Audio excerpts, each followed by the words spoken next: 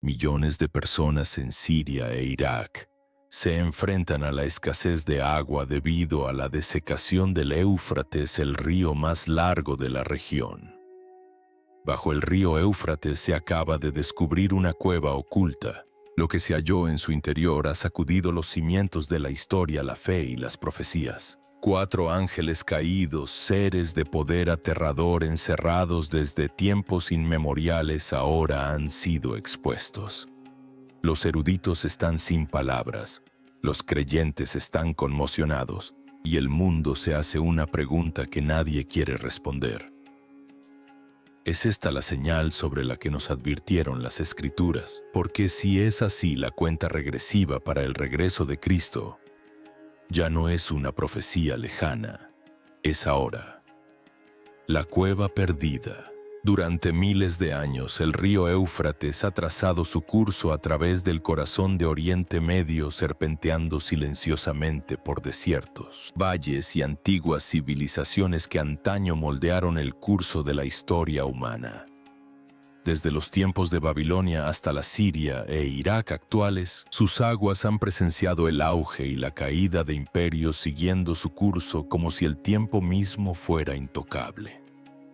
Generaciones pasaron considerando al Éufrates como una constante predecible, perdurable, casi intocable en su silenciosa autoridad. Sin embargo, bajo su superficie yacía una historia que nadie podía ver, por completo enterrada bajo sedimentos, movimientos de tierra y el lento transcurrir de los siglos. A principios de 2026 el río comenzó a cambiar. Una grave sequía azotó la región, elevando las temperaturas y reduciendo las precipitaciones a niveles que los lugareños no recordaban. Como se documenta en los informes regionales de monitoreo climático, los ríos de Oriente Medio han experimentado fluctuaciones en sus niveles de agua en los últimos años. Pero lo que ocurrió en algunos tramos del Éufrates fue especialmente dramático. Cerca de zonas como Diyar Azor en Siria, el río retrocedió mucho más allá de sus cauces habituales, dejando al descubierto tramos del lecho fluvial que habían permanecido ocultos durante siglos. Al principio solo se veía tierra agrietada y escombros dispersos. Pero a medida que las aguas retrocedían, algo inusual comenzó a emerger. Una abertura excavada en lo profundo del terreno expuesto, parcialmente oculta por rocas derrumbadas y capas de sedimento compactado. Lo que parecía una formación natural pronto despertó la curiosidad de los lugareños, quienes jamás habían visto nada parecido en la región. Los rumores se extendieron. Luego la curiosidad los acompañó. Pequeños grupos de aldeanos y más tarde equipos organizados de exploradores e investigadores se acercaron con cautela al lugar. Con equipo limitado y una creciente incertidumbre descendieron hacia la oscura entrada. El aire cambió a medida que avanzaban, más fresco, más quieto e inquietantemente silencioso en comparación con el árido desierto exterior. Sus linternas abrían tenues senderos en la oscuridad. Lo que encontraron no era una simple cavidad, sino un vasto sistema de cámaras subterráneas que se extendía a mayor profundidad de lo esperado. Sus paredes estaban talladas y moldeadas de forma que sugerían actividad antigua. Las estelacitas colgaban como el tiempo congelado. Estrechos túneles se ramificaban en cavernas más grandes, algunas de las cuales se derrumbaban en secciones selladas que sugerían profundidades inexploradas. Y luego sobrevino el silencio que siguió al descubrimiento. Un silencio que hace dudar incluso a los exploradores más experimentados. Cuanto más se adentraban, más parecía cambiar la atmósfera. No necesariamente en un sentido sobrenatural, sino por el peso psicológico del aislamiento, la inmensidad y lo desconocido. Cada sonido resonaba demasiado tiempo. Cada sombra parecía extenderse más allá del alcance de la luz. A las pocas horas de los primeros informes, el descubrimiento comenzó a difundirse en línea y entre investigadores aficionados. Quienes habían leído la Biblia inmediatamente citaron el texto Apocalipsis 9:14-15, que habla simbólicamente de seres asociados con el Éufrates, que fueron contenidos hasta un tiempo señalado.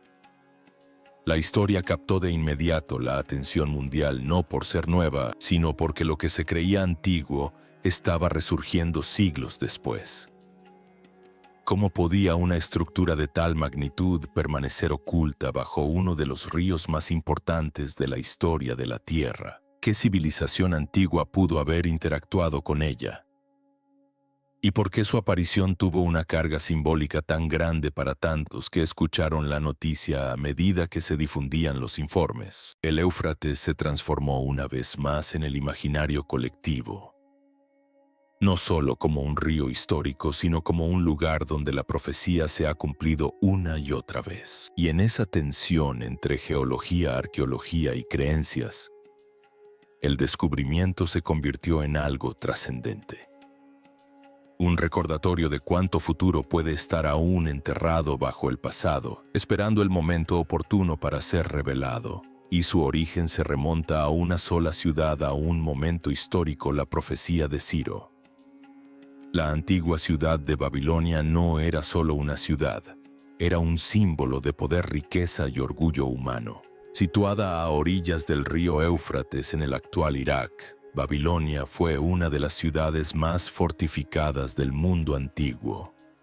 Sus enormes murallas dobles, profundos moes y defensas estratégicas llevaron a muchos historiadores a creer que era prácticamente imposible conquistarla mediante la guerra convencional. Sin embargo, la historia registra un momento que aún hoy parece sacado de una película. En el 539 a.C., Babilonia cayó ante Ciro el Grande de Persia sin un asedio prolongado ni la destrucción catastrófica de sus murallas. Fuentes antiguas, incluido el historiador griego Heródoto, describen una sorprendente estrategia militar. Ciro desvió las aguas del río Éufrates. Al descender el nivel del río, los soldados persas marcharon por el lecho expuesto, entrando en la ciudad por sus puertas fluviales desprotegidas, mientras los babilonios eran tomados por sorpresa en un momento de celebración. Lo que hace que este acontecimiento sea especialmente fascinante para los lectores de la Biblia es su estrecha coincidencia con las escrituras proféticas escritas mucho antes del nacimiento de Ciro. En el libro de Isaías, específicamente en Isaías 44, 27 a 28, la Biblia dice: ¿Quién le dice al abismo, sécate, y yo secaré tus ríos? ¿Quién dice de Ciro, él es mi pastor y hará todo lo que yo quiera?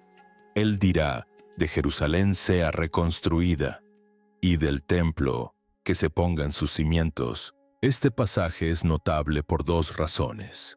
Primero, hace referencia a la sequía, una imagen que algunos cristianos asocian simbólicamente con la estrategia de Ciro de desviar el río Éufrates para entrar en Babilonia. Segundo, menciona explícitamente a Ciro, a pesar de que la profecía fue escrita unos 150 años antes de su nacimiento. Para muchos teólogos y biblistas, este es uno de los ejemplos más impactantes de profecía predictiva en las escrituras hebreas. Además, en Isaías 45:1 se hace referencia a Ciro como Mesías o ungido, no porque fuera un rey israelita, sino porque fue elegido para cumplir una función divina en la restauración del pueblo judío del exilio. La corroboración histórica del decreto de Ciro también se encuentra en fuentes extrabíblicas como el cilindro de Ciro, que ahora se conserva en el Museo Británico, el cual registra su política de permitir que los pueblos desplazados regresaran a sus tierras y reconstruyeran sus templos. Al considerar conjuntamente la antigua profecía, la historia documentada y la evidencia arqueológica, la caída de Babilonia se convierte en algo más que una conquista militar. Para los creyentes se convierte en parte de una narrativa más amplia, un patrón en el que los acontecimientos históricos parecen coincidir con las declaraciones bíblicas hechas mucho antes de su cumplimiento. Por eso muchas enseñanzas cristianas utilizan la caída de Babilonia como punto de referencia. Se discute la profecía y el hecho de que la Biblia no mentía sobre nada de lo que allí se escribió. Si una profecía sobre un imperio mundial y un gobernante con nombre se cumplió de una manera tan precisa e inusual, naturalmente surgen preguntas más profundas sobre otros pasajes proféticos de las Escrituras, especialmente aquellos que se refieren a eventos futuros descritos en libros como Daniel y Apocalipsis. Dentro de ese marco, la caída de Babilonia no es solo historia. Se convierte en un hito en una historia mucho más amplia que aún se está desarrollando. Hablando de desarrollo, veamos qué más se descubrió en el río Éufrates. El gran descubrimiento. El asombroso hallazgo bajo el Éufrates no solo dejó atónitos a los arqueólogos, sino que provocó una conmoción que resonó directamente en las páginas de las Sagradas Escrituras. Casi de inmediato la atención se centró en uno de los pasajes más escalofriantes y enigmáticos de toda la Biblia. En Apocalipsis 9:14-15, el texto describe algo que ha atormentado a los teólogos durante milenios. 4 ángeles atados junto al gran río Éufrates, sin descansar, sin vagar, atados, sujetos por cadenas sobrenaturales, suspendidos en la oscuridad esperando un momento tan precisamente definido que desafía la comprensión humana. Una hora específica, un día específico, un mes específico, un año específico, no un vago algún día, sino una cita fija en un calendario cósmico que ninguna mano humana estableció. Y estos no eran seres celestiales comunes. Eran ángeles caídos, seres de poder catastrófico, criaturas de inmensa oscuridad cuyo encarcelamiento bajo el río nunca estuvo destinado a ser permanente. Según las Escrituras, su liberación no sería silenciosa, no sería sutil. Sería el desatar una destrucción tan total, tan abrumadora, que comandaría un ejército más allá de todo lo que la historia haya registrado jamás. Una fuerza tan vasta que podría doblegar el arca de la civilización humana misma. Durante siglos, eruditos, teólogos y generaciones de creyentes lidiaron con el verdadero significado de este pasaje. Muchos se refugiaron en la comodidad del simbolismo, insistiendo en que el texto era metafórico, una advertencia espiritual revestida de imágenes dramáticas que nunca pretendió ser tomada como un evento físico literal. Otros lo descartaron por completo como una alegoría, un recurso poético utilizado por los escritores antiguos para comunicar verdades morales, no hechos proféticos. Era más fácil así, más seguro. Mientras el Éufrates siguiera siendo solo un río, el debate podría mantenerse a salvo dentro de los muros de la academia y la teología.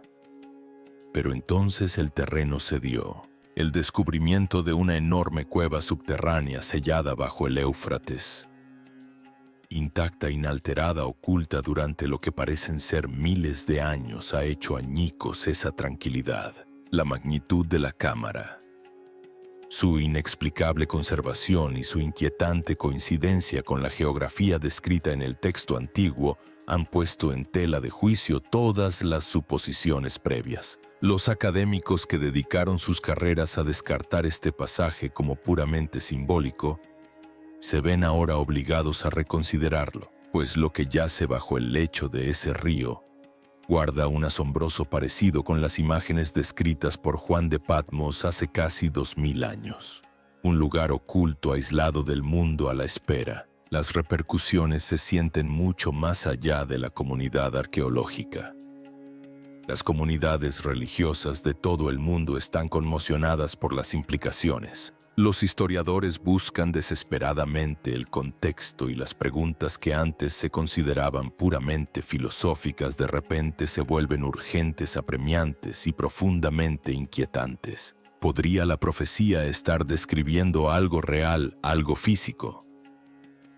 Se encuentra la humanidad al borde de acontecimientos que fueron escritos mucho antes de que cualquiera de nosotros naciera. Y si los sellos de esa cámara se rompieran, si lo que sea que haya dentro se liberara, ¿qué significaría eso para las naciones, para la civilización, para el planeta mismo? El Éufrates siempre ha sido más que un río. Es la cuna de las civilizaciones humanas más antiguas, un hito en los imperios antiguos, un hilo conductor en la historia. Y ahora puede ser algo completamente distinto, una bóveda, una cerradura, un lugar donde algo fue depositado y algo prometido.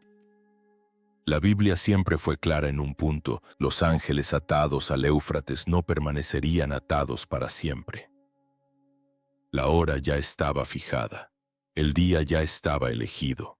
La única pregunta que queda, a la que nadie puede responder todavía, es si esa hora finalmente ha llegado. Dentro de la cueva, cuando los arqueólogos finalmente cruzaron el umbral y se adentraron en la cueva, nada podría haberlos preparado para lo que les esperaba en la oscuridad. La cámara principal es impresionante, a casi 60 metros bajo el lecho del río, excavada en la roca sólida. Se extiende una inmensa sala subterránea hacia la oscuridad. Un espacio tan vasto, construido con tanta premeditación, que la idea de que se haya formado de forma natural se desmorona casi de inmediato. Esto no fue una casualidad geológica. Alguien o algo tenía la intención de que este lugar existiera. Y cualquiera que fuera ese propósito, fue construido para perdurar. Pero fueron los muros los que dejaron a todos helados, incrustados en la sólida pared de roca a intervalos por toda la cámara. Había enormes anillos de hierro de varios metros de ancho cada uno, anclados a la piedra con una permanencia que sugería que jamás se soltarían. No eran estructuras construidas para prisioneros humanos. La escala por sí sola descarta esa posibilidad. El diámetro de cada anillo, el grosor del hierro, la profundidad a la que fueron colocados en la roca, todo apunta a algo diseñado para contener una fuerza de magnitud extraordinaria. Lo que allí se guardaba no estaba destinado a liberarse. Y quienquiera que lo construyó sabía perfectamente la fuerza que contenía. Los anillos por sí solos habrían bastado para desestabilizar al equipo, pero las paredes que las rodeaban contaban una historia aún más profunda.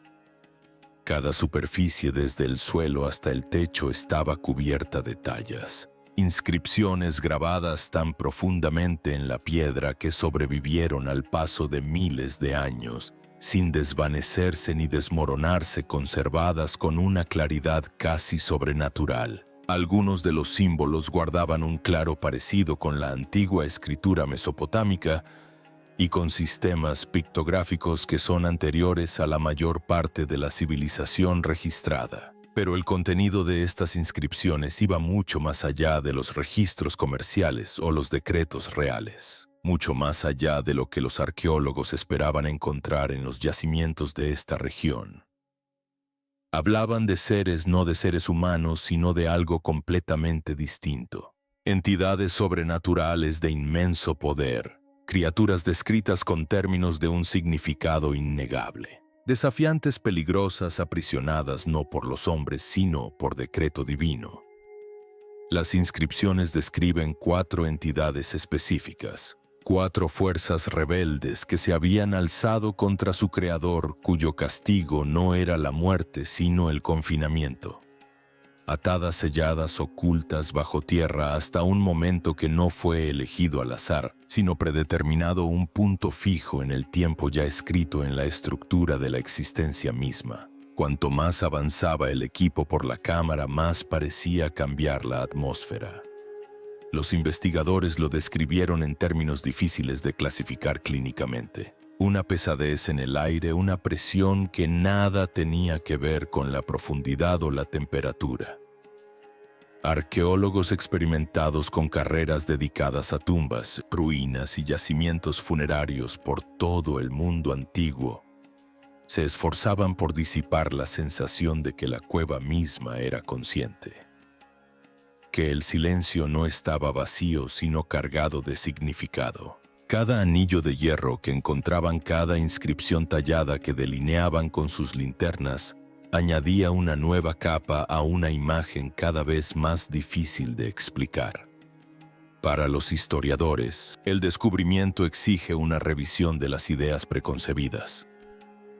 Para los arqueólogos presenta un yacimiento sin precedentes. Y para los eruditos religiosos, en particular aquellos que han dedicado su vida al estudio de la Biblia, era evidente que se trataba de una profecía que se cumplía ante nuestros ojos. porque esta cueva no parece una reliquia. No tiene la cualidad polvorienta e inerte de algo simplemente antiguo. Se siente activo, suspendido como una sentencia que comenzó hace mucho tiempo y aún no ha llegado a su fin. Los anillos de hierro son reales, las inscripciones son reales, la cámara es real, y eso plantea una pregunta que nadie en el equipo de investigación ha podido dejar de lado por completo desde el día en que entraron. Los investigadores documentaron lo que pudieron ver, pero varios han admitido en voz baja que estar dentro de esa cámara produjo algo más allá de la mera documentación, un peso abstracto, una sensación de proximidad a algo inmenso y contenido. No se ha ido, no está ausente, sino que espera. ¿Y si algo sigue esperando ahí abajo, sellado bajo 200 pies de roca y río? ¿Qué sucederá cuando termine la espera? De hecho, estas son solo algunas de las cosas que indican la inminente segunda venida de Jesús. Conflicto global. A lo largo de los siglos, ciertos pasajes bíblicos se han recurrido con tanta frecuencia en tiempos de tensión global como las palabras de Jesús en el discurso de E.T. Oiréis de guerras y rumores de guerras, pero no os alarméis. Porque es necesario que esto suceda, pero aún no es el fin. Porque se levantará nación contra nación y reino contra reino, como se ve en Mateo 24. Muchos intérpretes sostienen que el mundo moderno presenta una intensidad histórica de conflicto que parece estar en sintonía con esta profecía, no necesariamente porque la guerra sea algo nuevo, sino porque su magnitud, velocidad e interconexión global no tienen precedentes. El siglo XX marcó un cambio drástico en la guerra. La Primera y la Segunda Guerra Mundial no se limitaron a disputas regionales. Asolaron continentes, involucraron a decenas de naciones y provocaron un saldo estimado de más de 100 millones de bajas militares y civiles. Estos conflictos transformaron las fronteras, provocaron el colapso de imperios y redefinieron las estructuras de poder globales. Lo que más llama la atención de muchos lectores modernos de Mateo 24 no es solo la existencia de guerras, sino la conciencia global que generan. Por primera vez en la historia, los conflictos se transmiten en tiempo real.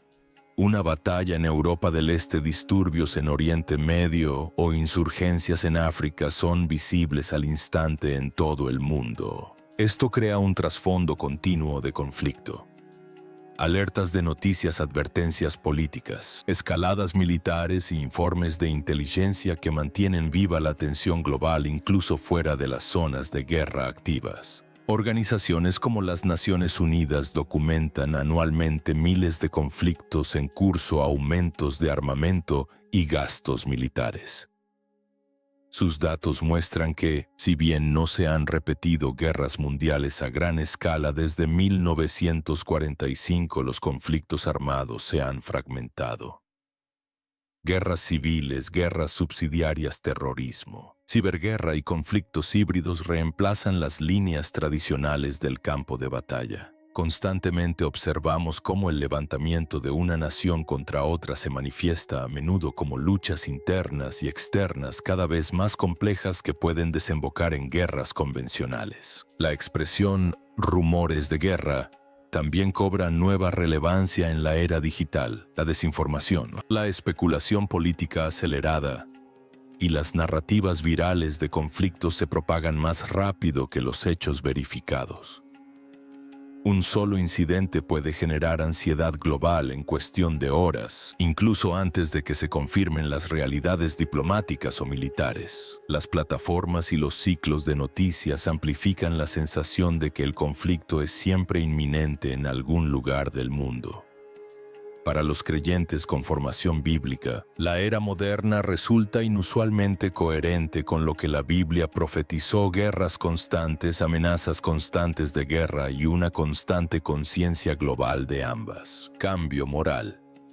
Y esto nos lleva a otra profecía del segundo libro de Timoteo, uno de los pasajes más comentados cuando la gente reflexiona sobre el cambio moral y cultural en el mundo moderno. En los últimos días vendrán tiempos peligrosos porque la gente será egoísta. El pasaje continúa con una sorprendente lista de actitudes humanas: egocentrismo, orgullo, falta de gratitud, relaciones familiares fracturadas y una disminución de la moderación.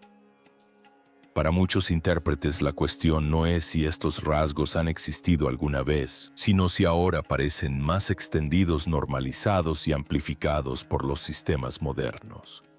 En la sociedad contemporánea, uno de los cambios más citados es el auge del individualismo radical. Los analistas culturales y los sociólogos señalan que la identidad y la realización personal se centran cada vez más en el yo. Las plataformas basadas en la expresión personal, como las redes sociales, incitan a los usuarios a gestionar su identidad, la atención que reciben y la validación pública en tiempo real. Según las investigaciones, la mayoría de los adultos y una gran proporción de los jóvenes interactúan diariamente con plataformas digitales que moldean la autoimagen, la comparación social y la validación pública. Los líderes cristianos suelen referirse a estas señales alarmantes y señalan la frase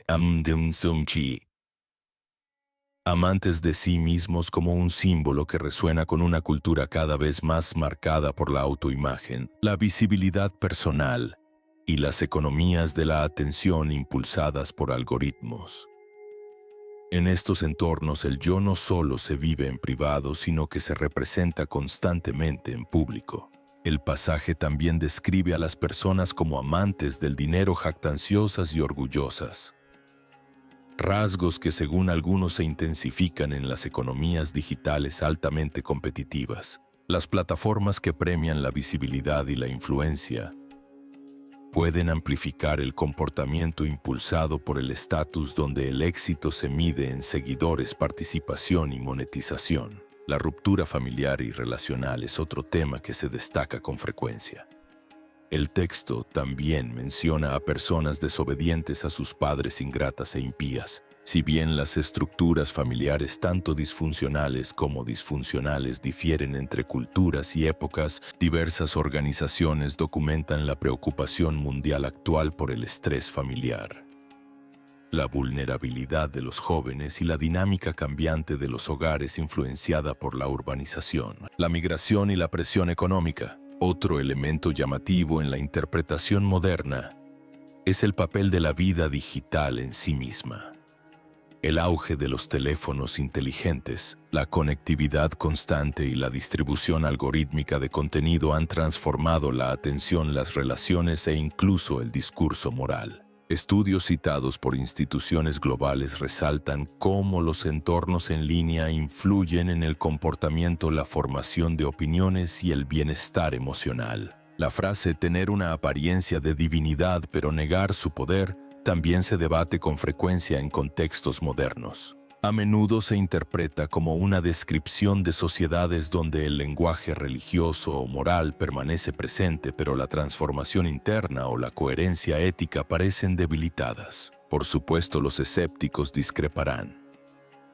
Pero cada vez que se revisitan estas profecías, una cosa es segura: nos vemos reflejados con mayor claridad en estos textos, como si fueran espejos. Si este video te abrió los ojos, no te lo guardes. Compártelo con alguien que necesite verlo. Deja tus comentarios. Y si aún no te has suscrito, este es el momento, porque lo que vamos a tratar a continuación es solo el comienzo. Mantente atento.